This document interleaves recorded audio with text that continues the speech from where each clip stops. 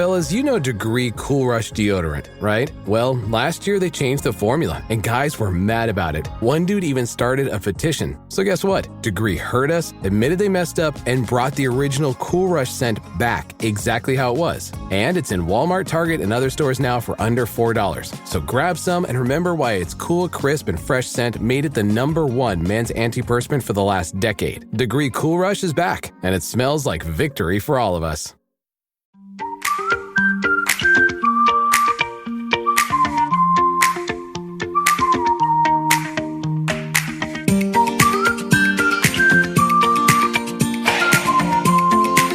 Hi, and welcome back to Realistic Sustainability. I'm Mike, and I am here with Mr. Rob Bogan. Hello. Hello. How have you been? Ah, man, I've been all right, just hanging around, staying busy, and exercising some demons in my house. Which that was going to be the early discussion, no matter what. I wanted to bring that up is Rob is not a fan of things that are paranormal or paranormal-like. And I was making some jokes and showing him that the room in the duplex that is creepy by accident, I think. And he was like, "Nope, not a prayer. I'll be standing by the street. I ain't coming in there." All of a sudden, I get a message from him after recording with a spooky voice in his microphone. Right? Yeah. I am convinced that you jinxed me, or you you placed a hex upon me and my family. Well, again, I'm gonna say this one more time. We said it off camera, but we're gonna say it on now. It should take more evidence to say it's something ghostly than evidence to say it's not. Yes. Yeah. I am one that I will jump really, really quickly into the deep end of the it's a ghost side of things. But I did do a little bit of I guess debunking myself, and I'm only slightly less convinced it's an actual ghost. But it is weird because as I play around with it a little bit more, like the things that I thought that I heard are different. And then it's like, okay, am I hearing footsteps now, or is that just interference? So when it becomes too complicated, I'm like, okay, yeah, there's a good chance that it's not, because every horror movie that I've ever watched, it's like clear as day. Like this thing is definitely saying get out or something like that, and I'm hearing all kinds of weirdness. So yes, I am becoming a bit more skeptical about it, but not a ton. Well, and just so everybody knows this about my history, I spent about a year and a half, 2 years playing Ghost Hunter long before I went to college, as an adult still, but for another friend of mine who was scared of a house, and we ended up actually going to numerous houses, in case anybody's wondering. All but one, we could answer every single thing and fix the ghost, which AKA, furnace or plumbing. And it's not something I haven't done before. That's why Mr. Bogan is deciding to send me some audio clips for fun so I can go relive those years. But you did change your microphone, and each microphone's a little different, picks up different frequencies. Yep, that I did. I'm slowly coming around to the side of reality, but I'm still holding on to the chance that I have been poltergeisted. You know who won't make that move very easily? Who's that? Jameson. Jameson is, she's going to be firmly on Team Ghost, and she is going to enjoy every second of it. I like it. She's probably going to be the one to sway me back to the side that it is indeed an actual spirit. There should be no sway. I understand human pattern recognition, all the psychological factors that go along with it, but there shouldn't be swaying. Oh yeah. I love a good convincing. Anyways, off the spooky topics, we're not even near Halloween yet. Now, not sure why we're doing this, but this week we're going to revisit something I think was maybe the first episode you were on with Realistic Sustainability. I think it was Nick, myself, and you. Yeah. Talked about COVID and how its effect on sustainability was like how it was already affecting sustainability. We were starting to project what it would look like.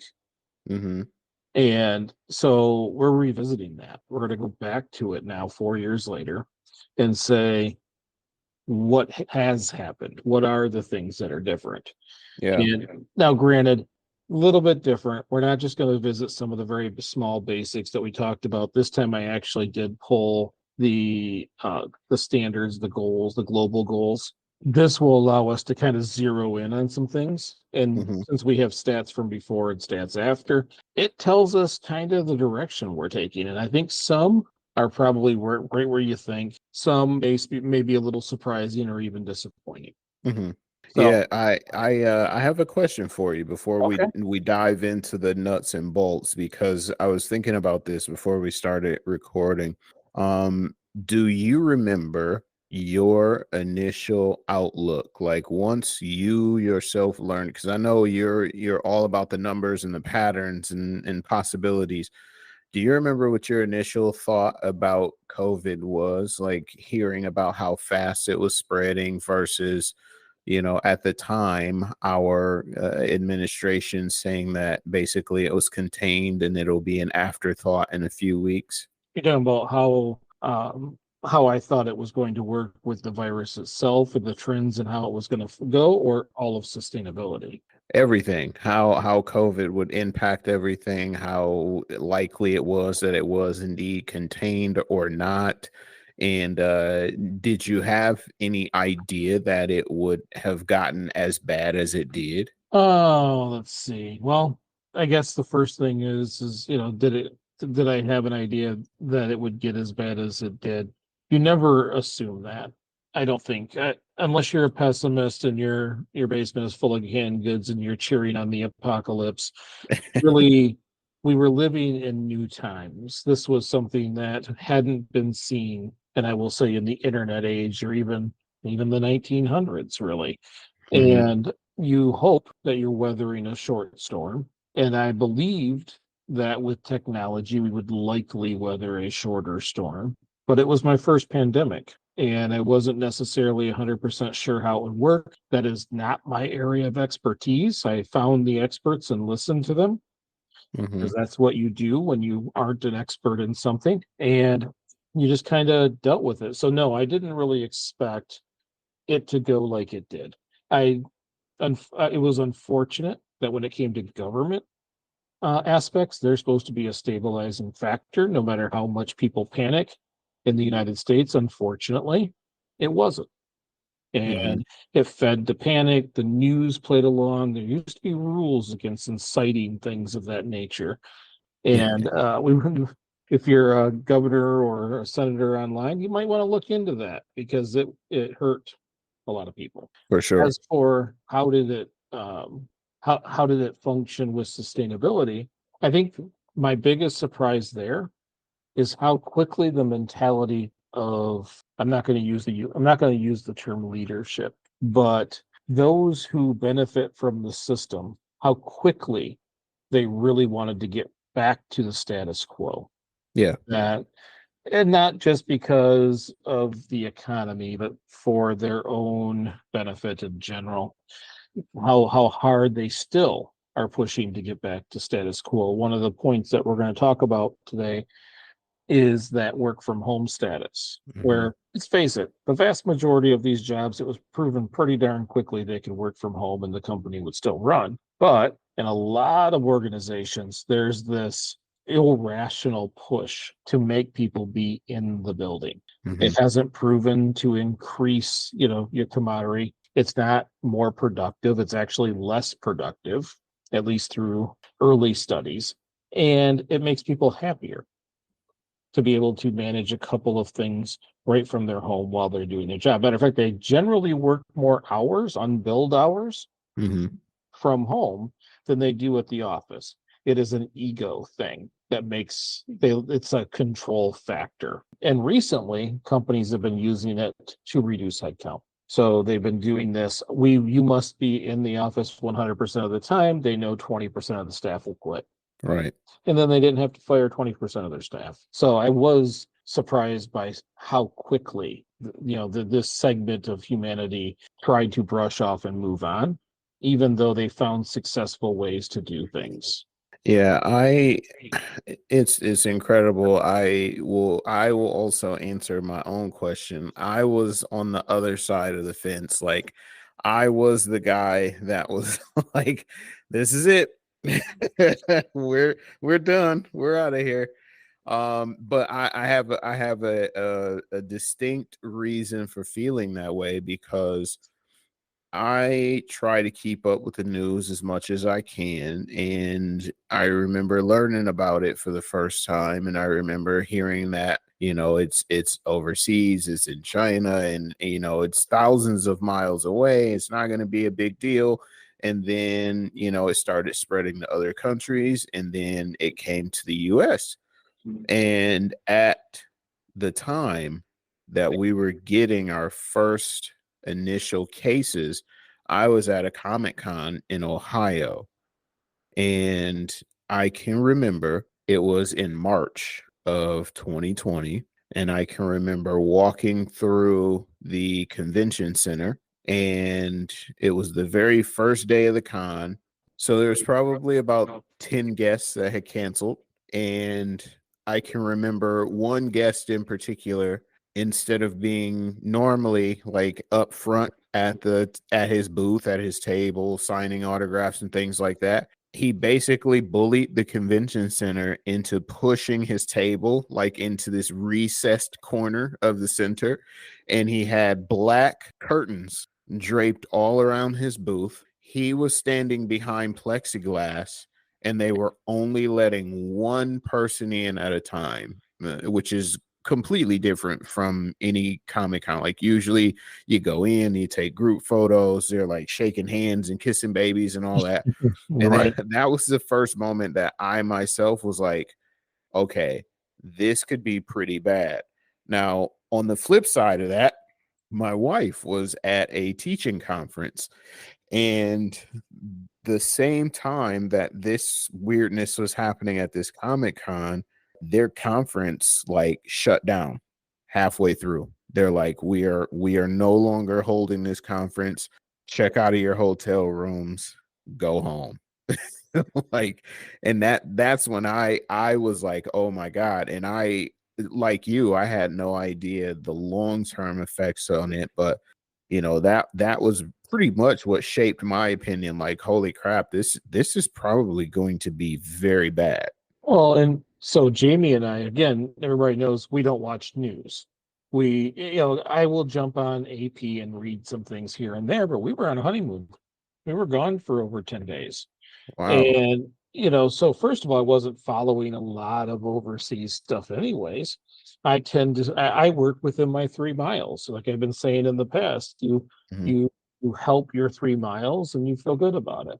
And we had no idea. There's people wearing masks on planes. I just figured, well, yeah, the air gets a little stuffy in here, and that's their way. Had no idea. And it was pretty much I was back to work 1 week before they had where I was working had released a bunch of people. I had picked up the new job, and I was working there about a week before everybody went home. So it was Wow. a week here coming in just as that as you're explaining was happening, with no idea until after we got home. Wow. So That's incredible. if we could have pushed that trip back just a hair, I could have been on the big island of Hawaii for a significant amount of time, A ton of time. like nearly a Like, year. I wouldn't have come back. I'd have figured it out. oh, for sure. Yeah, knowing what I know about you now, definitely you would have never come back. Well, there's kids. I'd have to, but You'd have found a way to get them out there to you. Some sort of life craft. so the first thing you have to figure out is how do you necessarily quantify what has happened over the last 4 years. So what I did is I looked up the sustainable development goals, the global ones. Yeah. And there's a lot of them. So there's no way in the amount of time we have today that we go through all 17. Mm-hmm. So, it does make it dramatically different from our first discussion because it was really just a discussion and we were starting to create theory on what we thought was going to happen and little bits of what was already happening. But so just so that I give everybody the rundown, the sustainability development goals are global. These are all agreed upon by most nations, and they are number one, poverty, number two, zero hunger. These are all the nations that have signed on to this have to work towards these goals. Mm. Zero poverty, zero hunger, good health and well-being, education quality, gender equality, clean water and sanitation, affordable clean energy, decent work and economic growth, industrial innovation and infrastructure, reduce inequalities, sustainable cities and communities, responsible consumption and production, climate action, life below the water, life on the land, peace, justice, and strong institutions, and then partnerships for goals. As you can see, I feel like they were stretching them towards the end, Yeah. but these are at least mostly globally agreed upon. So, like for example, let's just jump into poverty. You pull several sources, but according to the World Bank, global poverty increased from 2019. This will say 222 because, of course, data is slow, right? Naturally. And it had gone up. Let's see, it would have been from 660 million people in 2019, which it's a mind-boggling number of people in poverty, to 712 million people living in extreme poverty Mm. in 2022, which means we had come out of COVID. Mm-hmm. And even after this amount of time, extreme poverty. Just so everybody knows, in the United States, poverty means that if you are in a single household, you have to make less than $12,880 per year. And if you have a family of four, you have to make less than 26,500. So that's a low income in comparison. Right. And in the US, and that's global, by the way, and it is assumed that there's more than one attribute, that COVID is not the only attribute that has done that, but also Russia's invasion of Ukraine, because the whole region is destabilized. Right. In the United States, poverty is up 1.6% to 11.6%. So since COVID, 1.6% of the citizens of the United States have fallen from above the poverty mark below. To below. Wow. So when it comes to poverty in general, and I'm going to say this almost with a rude tone, even with the quote unquote stimuluses, or people I know said free money, Mm-hmm. it still was not nearly enough to be able to maintain households. With No. eviction protection, it wasn't enough to maintain households. 1.6% is a lot of people. That's a ton. And I like that you're speaking to like the actual numbers, the raw numbers, the raw data. I have a slightly different perspective because I worked across two different industries during, the pandemic. I worked in sales during the initial onslaught of it, and then in finance as we started to creep towards the end of COVID. And I can remember the stimulus checks coming in, and I can remember two types of people. When I worked in sales, I worked at a wireless provider. I can remember the two types of people that we would see. There would be people who would come in and they would blow their entire, stimulus check buying a phone outright, no installments, nothing like that. They would just buy equipment. And then there were the other people who would come in and they would put a big chunk of their stimulus check like towards their actual bill so that they didn't have to worry about it, month after month after month, because one of the things that was happening during that time frame was businesses were closing. So people could not depend on more regular revenue, more regular paychecks. So as that money rolled in, people were more likely to, and in terms of a balance, I guess I would say I saw more people trying to make it stretch than I saw people coming in and just blowing it. But yeah, I saw more people, trying to figure out a way to make that money last for as long as possible because yeah, things had started to get really, really bad really fast.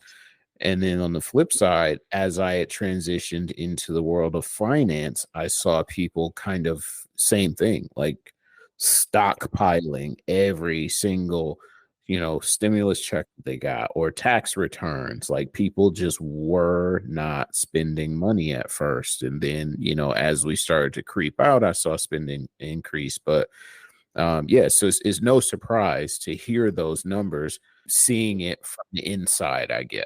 Well, and I'll just tell you, obvious. Well, maybe it's not obvious, but I was a stockpiler, but I had done it before it. So every year I can be fired in December. Hmm. And so every year I stock the freezer in October. I pay the bills ahead a couple of months, if the ones that you can, because consumers will not let you. Yeah. And then I stockpiled a little bit of cash to make sure if I got fired, it buys me this many months. And so when that happened, I was 3 months ahead on the house, 3 months ahead on the car, all those kinds of things, so that if I lost the check, which I did because we got laid off during that time, I Mm. could just I just took the stimulus, throw it in the savings, and let it work its way through the months I had prepaid in the hopes that by the time we come out of it, I'm back to work, everything's a-okay, and I really didn't change much. So I guess I Mhm. would have fit into that make it stretch group. Make it last forever. The last tried to at least. I like Keith Sweat. The the next one is zero hunger. Yes. So according to a report, and it's by numerous agencies, including the World Health Organization and several others did this study together, global hunger has increased since 2019 due to COVID pandemics or the pandemic, weather events, and conflict. So we're going to go ahead. It's going to be the wars, the extreme weather events, and the Mhm. pandemic. The report states that 735 million people were facing hunger in 2022 compared to 613 million in 2019. That's an increase of 122 million people globally. Mhm. And in the United States, we are up also. We are seeing about a 2.3% increase nationally, which is it's pretty significant. Yeah, that's pretty big. And that households with just adults, 8.5% of households with just adults have some kind of food insecurity concerns. And with children, 8.8% in the United States, not globally, in the United States, 8.8% of our households with kids have challenges for basic nutrients. Mhm. Now, the other thing I had found in here is there is one, two, three, four, five, 6 states that seem to wildly pull that number up. Mhm. And those states are Texas, Oklahoma, Arkansas, Louisiana, Mississippi, and South Carolina. Those are Shocker. by far the least stable when it comes to feeding people in the United States. Sure.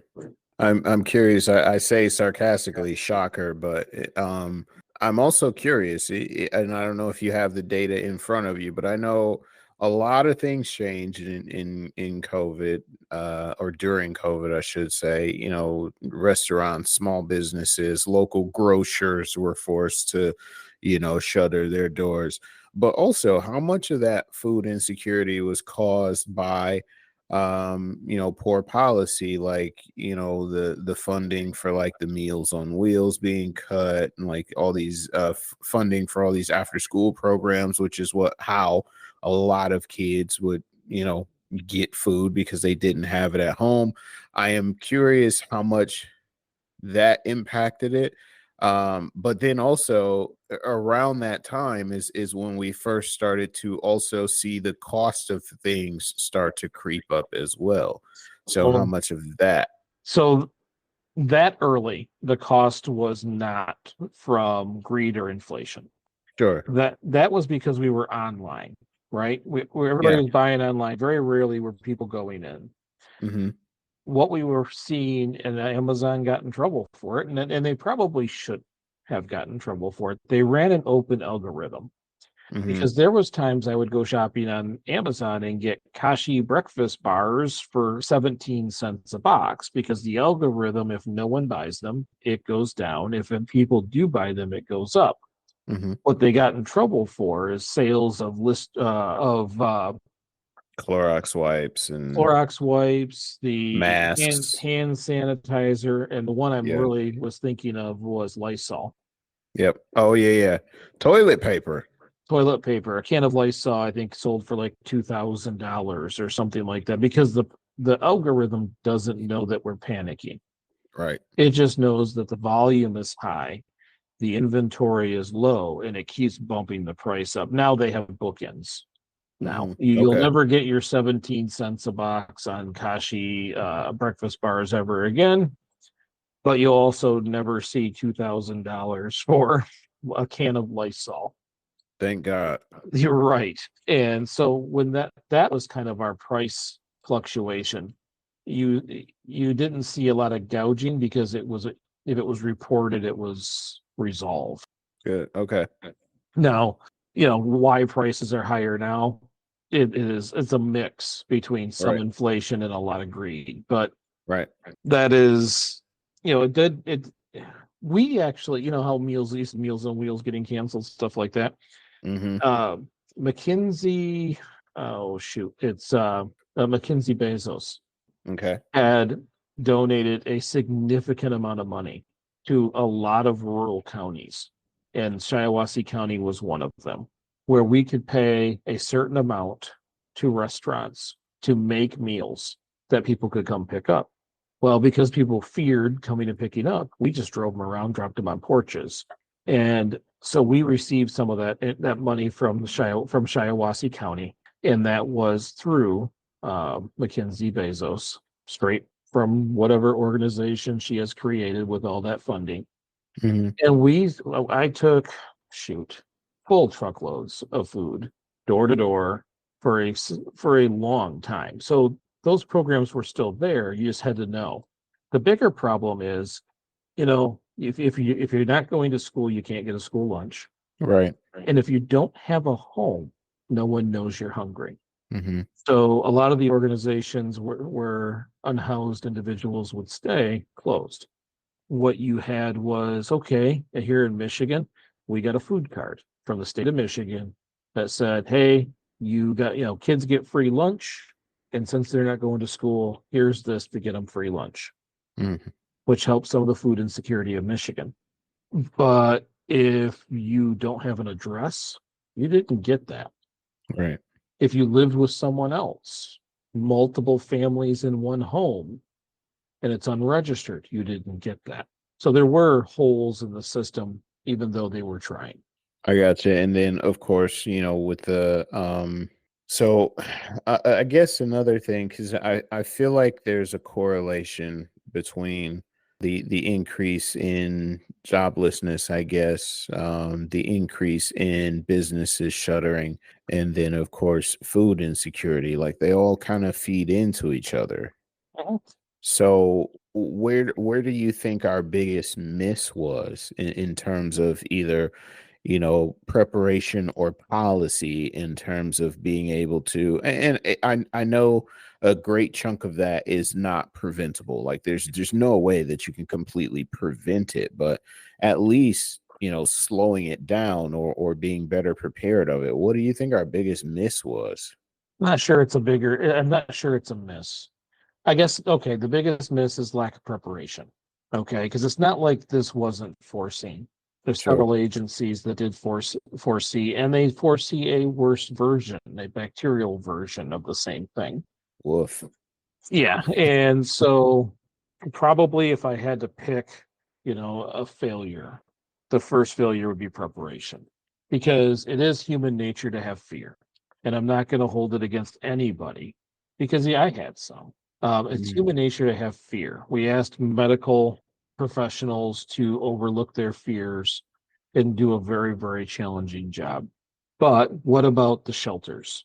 Did we have volunteers? Or did we just close things out of fear, thinking, well, better them than me kind of feeling, for lack Right. of better ways of putting it. Our mistakes in the United States was being unprepared for something that was a known concern, which historically happens every time. Katrina, when we started talking about natural disasters becoming more and more intense. So, like right now, we're still talking about keeping climate change temperatures below, was it 2.4? That Mm. was back when we didn't want it to go over one. That was the first line in the sand, so we failed to prepare for anything. All of our money is for war. It is not for the health of the citizens. Now, with that being said, if anybody is listening and you're part of any government, you have one job: take care of the people who live in your district. That's it. Not play a political game, not say, this is my important side note that we're going to fight about and play games. When something like that happens, you set it all aside and you work very hard to take care of the people of your district, that you are Mhm. responsible. Those stats, as they changed, I'm so glad I was not a senator or a governor, because I would have taken each and every one of those numbers personally, no matter what the actions were of that individual. It would have been my responsibility to keep everybody safe, and I really would like to see that be the mindset of anybody who considers themselves a leader. All right. Now that I made everybody sad, um, let's take a look at some other. I do that. You This know, got me going again for a second. I know that's what I like to do, but I think in a topic like this, though, it is good to not really have the lighthearted discussions, because there was so much heaviness that came from it, and looking back can be tough. It's reopening a fresh wound for a lot of people, but I think in hearing some of the things that we're discussing, as you just said, that people who do hear this and do listen to it will be better prepared for the next time. Because the one thing that we know after we came out of COVID is that there is not a maybe or an if or a perhaps. You just said it. There will be a next time. So we can educate ourselves in order to be better prepared for when it does happen again. Right. And, yes, I get fired up about these things, or I get on individuals who consider themselves leaders or hold seats of power. But if you take those seats, you kind of have to set your personal feelings aside Hmm. and do your damn job. I mean, There it is. so other things, health and well-being, I found a Gallup poll was about the best I could pull off to quantify this. And in the best way to see, well, statistically, the best way to see globally is life expectancy. Well, Okay. after a pandemic with only a couple extra years, of course, life expectancy has decreased globally, about a Yeah, year and a half. I mean, you kind of expect that. of course. It's heavily weighted in that manner. So, but in the United States, the Gallup poll showed 13-point decline in satisfaction, in health and well-being. Family life, a 10-point decline in satisfaction. Community, a 10-point decline. Standard of living, a 9-point decline. Income, 6-point decline. And job satisfaction, 8-point decline. Yikes. So there was in the US, it has affected health and well-being. At least I take this as that mental health in a sense, even though because this is your perception of these things, Yeah. right? That's a lot of decline. For sure. I would like to think of it as, taking it a bit further and not just saying in the mental health, like in the mental health realm, because you think about it, as people got sick and as they recovered, then we found out about this thing called long COVID, and it's Mhm. like it's affecting your body after the Right? fact. But in addition to that, to the people who were getting sick and recovering, but then also kind of relapsing in certain ways or developing new conditions as a result, it's like our healthcare system was still overwhelmed by people who were catching it for the first or second or third time.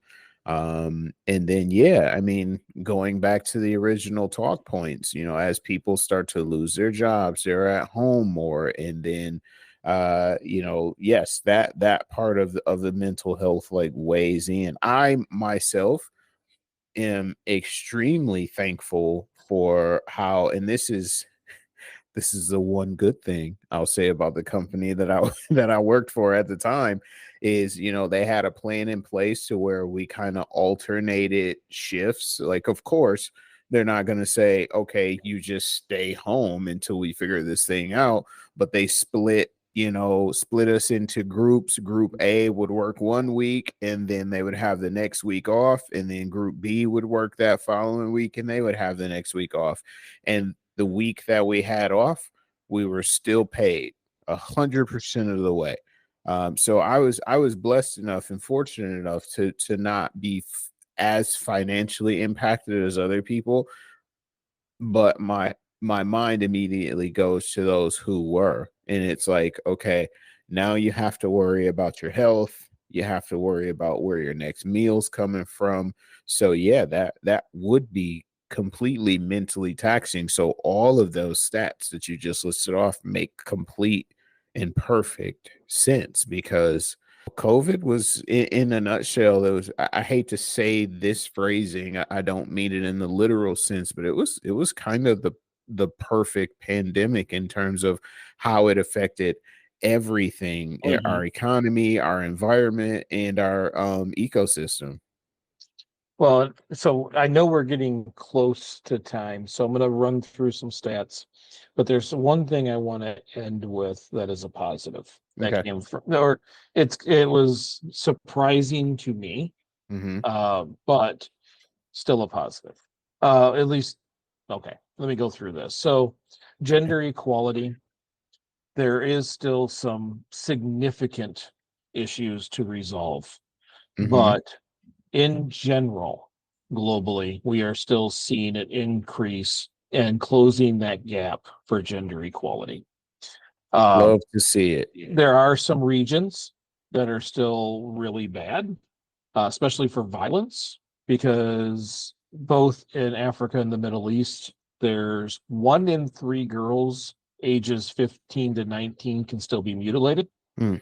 Um, their genital mutilation or cutting. Hmm. Food insecurity is most likely to be female. The labor market, although it's rebounded quite a bit, there's now less females in the workforce as there was prior to. Many stay home. That's interesting.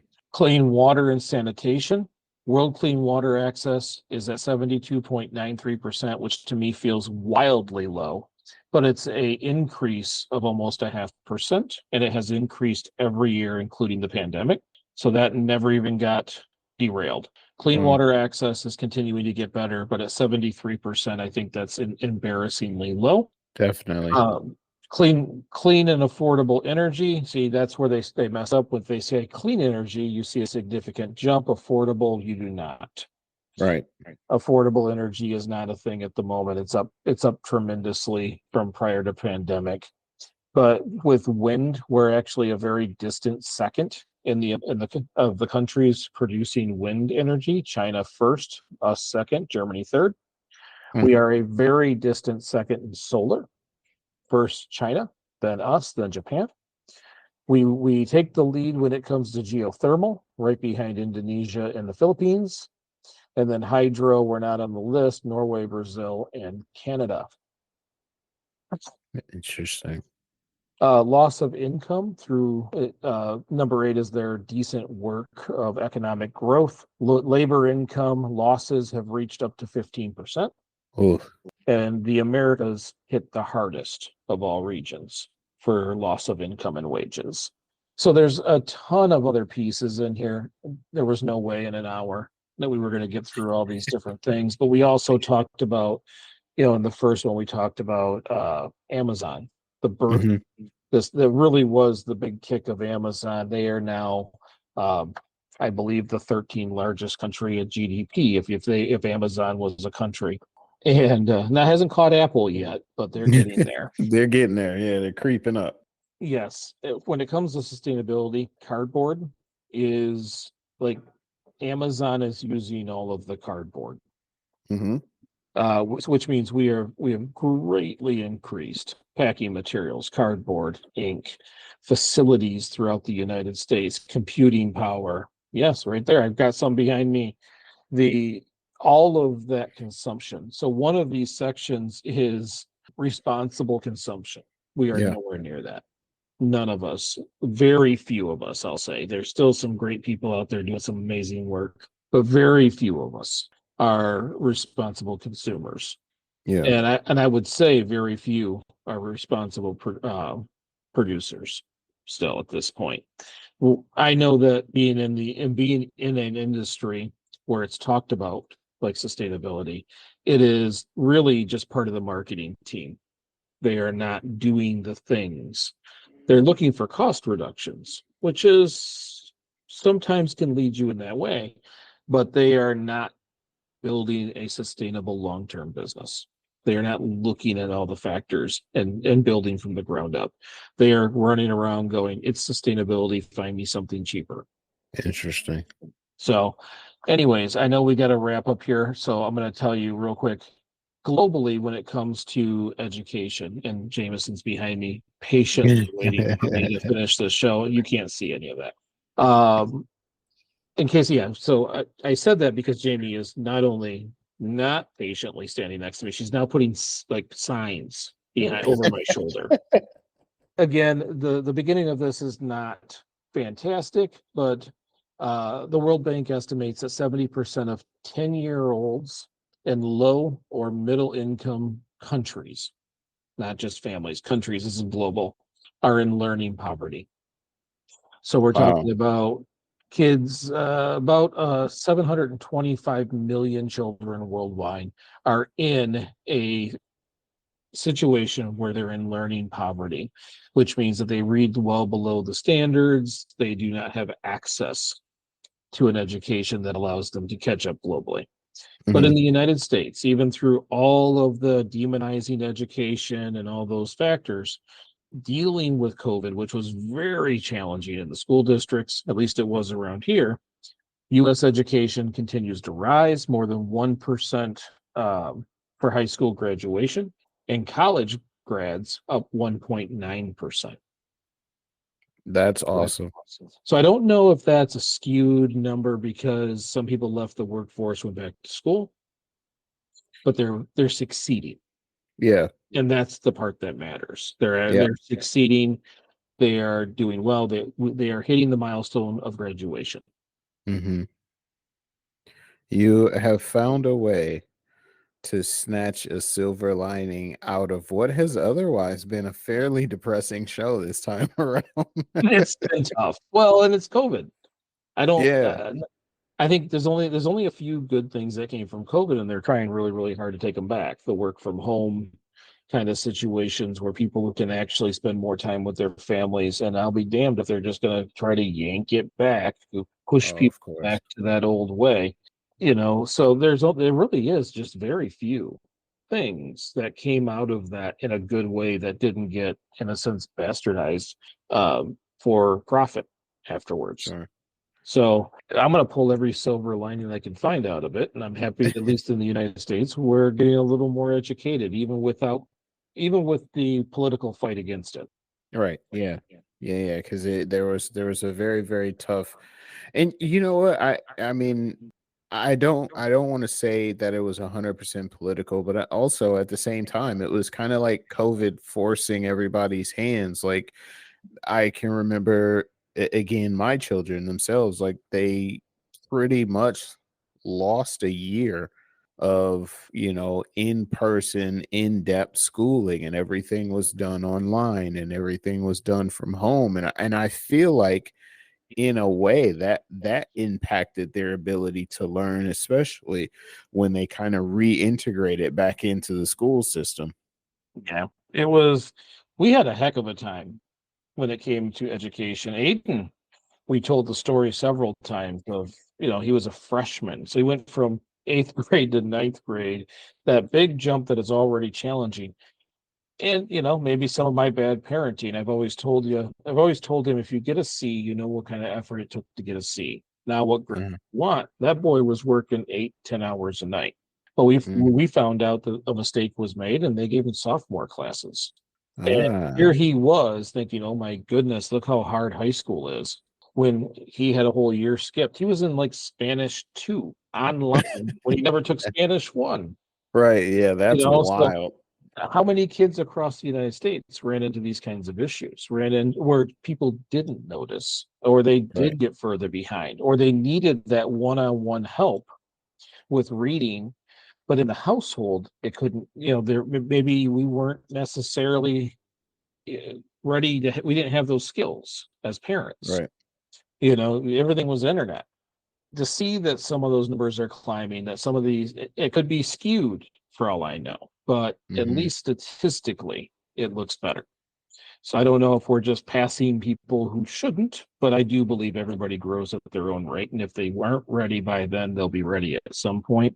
So to each their own. Right. So real quick, the note that Jamie held behind me here, if you couldn't read it, was, Uh-huh. how's your ghost? With a Pac-Man ghost A on the, Pac-Man ghost. I that noticed is a that. Pac-Man ghost, except for it has a smiley. I don't know why. Maybe it's chewing on the outside of it, like it's cloth, but that's what she was putting on there. Just so everybody knows, the note was fun loving and designed to freak him out. Yet Uh, another silver lining. so before we close this show, Rob, socials. Yeah, man, absolutely. So the peoples, the peeps, the compadres can find me personally everywhere via at Robbie Diesel. If you search for Robbie Diesel, you will see my beautiful brown face pop up.